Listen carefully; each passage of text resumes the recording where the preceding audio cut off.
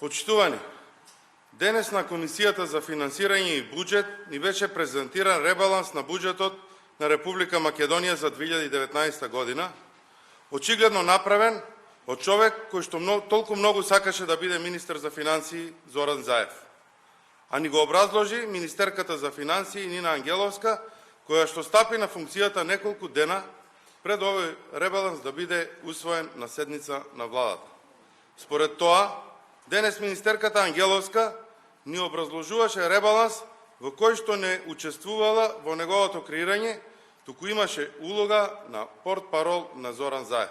Имено, ребалансот на буџетот на Република Македонија за 2019 година ја покажува неефикасноста на институциите водени од владата, предводена од Заев и СДСМ. Кратењето на средствата за капитални инвестиции очигледно е главната одлика на владењето на СДСМ. Па така, со овој ребаланс се кратат 53 милиони евра за капитални инвестиции поради неспособноста и неефикасноста истите да се реализираат. Ова е доказ дека власта нема капацитет да ги води инвестициите и да инвестира средства во капитални проекти, како што се градинки, болници, студентски домови, железница, водоснабдување и други проекти, туку парите ги распределува во популистички мерки кои имаат за цел да манипулираат со гласачкото тело во предизборна година. Како главна потврда за неспособноста и неефикасноста на институциите, предводена од оваа влада, е реализацијата на капиталните инвестиции, кои што заклучно со август 2019 година изнесуваат едва 28,2% од планираните. Од процентот на прибрани средства во буџетот по основ на даноци, можеме да заклучиме дека разликата е доказ дека сивата економија е длабоко вкоренета. По само 8 месеци од донесувањето на буџетот за 2019 година, потврлањето изнесува 166 милиони евра, што до крајот на годината со ова темпо може да изнесува 250 милиони евра. Ова е повторно потврда за неефикасноста и неспособноста на институциите предводена од СДСМ. Со ребалансот, веќе трета година поред, владата крати средства од Министерството за образование и наука. Оваа година, средствата за инвестиции во образованието се скратени за 218 милиони денари. Овие средства се скратени од изградба на основни и средни училишта, реконструкција на средни училишта, реконструкција на ученички домови и најголемото кратење, изградба и реконструкција на студентски домови. Неинвестирањето во образованието дополнително носи пад на продуктивноста на македонската економија. Падот на продуктивноста во економијата во првиот квартал од 2019 година е 13% во однос на четвртиот квартал од 2018 година, што значи дека додадената вредност од работниците се намалува. Загрижувачки е трендот на опаѓање и на најбрзо растечката индустрија, односно информации и комуникации. Имено, овој сектор бележи опаѓање од првиот квартал на 2018 година наваму и тоа 10% пад во прв квартал 2018 година, 3% во втор квартал 2018, 2% во трет квартал, 13% во четврти квартал од 2018 година. Или скоро 1% пад во прв квартал од 2019 година и 4,6% во вториот квартал. Низ годините, овој сектор растел со 4,8 во 2013, 3,4 во 2014, 13,4 во 2015, 7,2 во 2016 и 13,9 во 2017 година.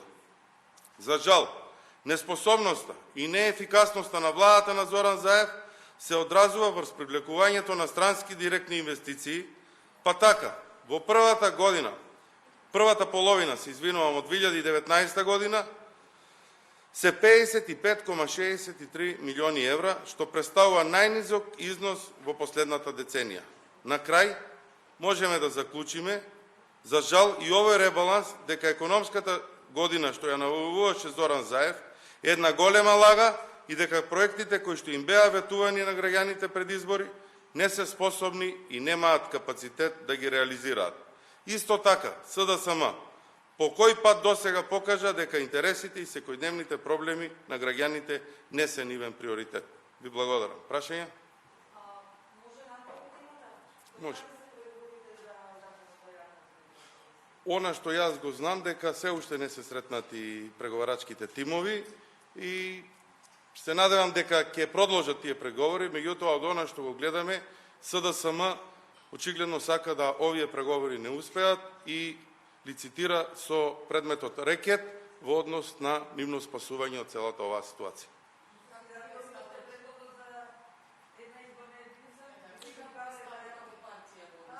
Предлогот за да.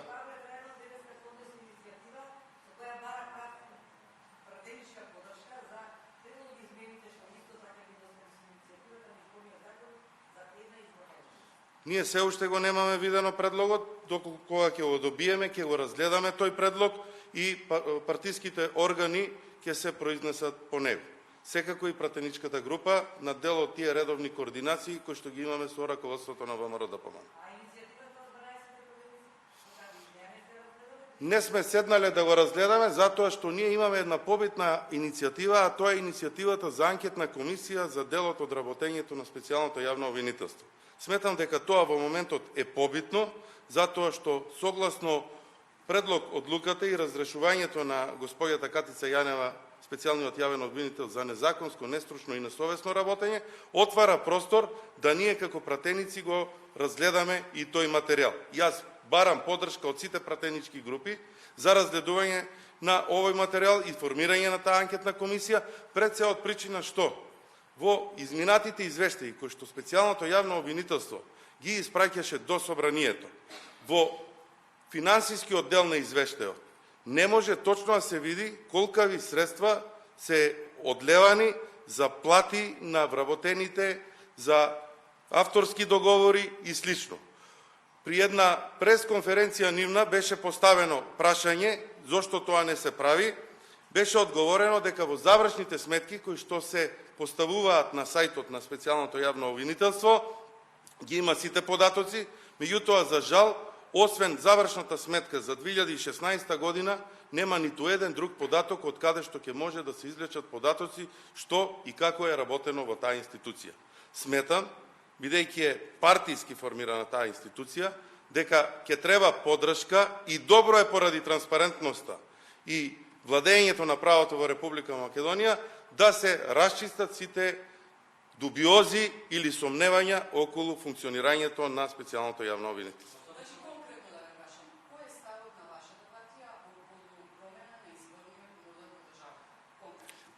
Сепак треба да се произнесат органите на партијата пред јас да го кажам. Јас би можел да го кажам моето мислење, меѓутоа тоа е ирелевантно во моментот. И не би сакал да. Така е.